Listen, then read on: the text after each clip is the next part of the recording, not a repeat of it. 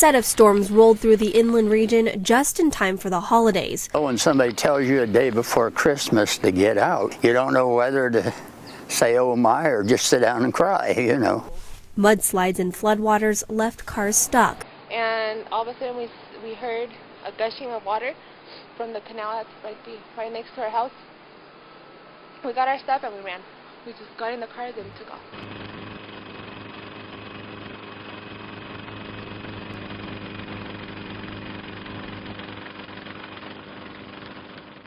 Forced evacuations and destroyed homes. I've lived in this area for over 30 years, and this is the most intense storm in such a short period of time I've ever experienced.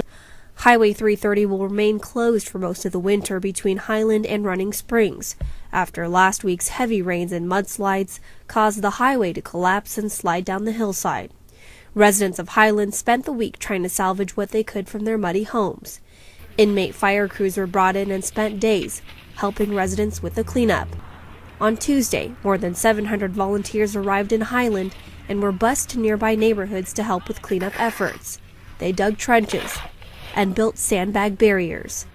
CAL FIRE officials say more than 150,000 sandbags have been set down in Highland to control storm runoff and protect homes. On Thursday, rain drenched the region once again. Though the storm wasn't as severe as the storms were last week, CAL FIRE crews kept a close watch on Highland neighborhoods. We are continuing sandbag efforts down here in the village along Old Green Spot Road.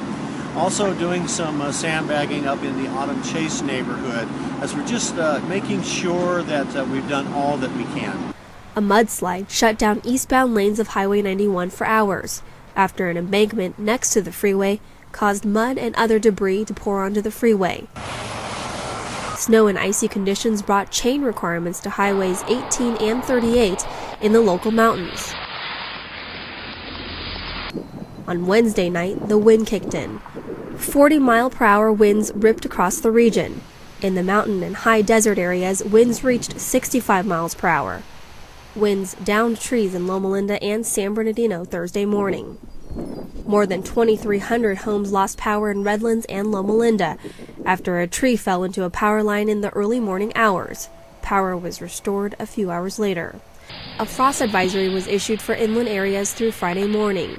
Temperatures are expected to drop below freezing in Temecula, the San Jacinto Valley, and the San Gabriel Pass. Temperatures in the San Bernardino Mountains will dip to a bone-chilling 8 degrees.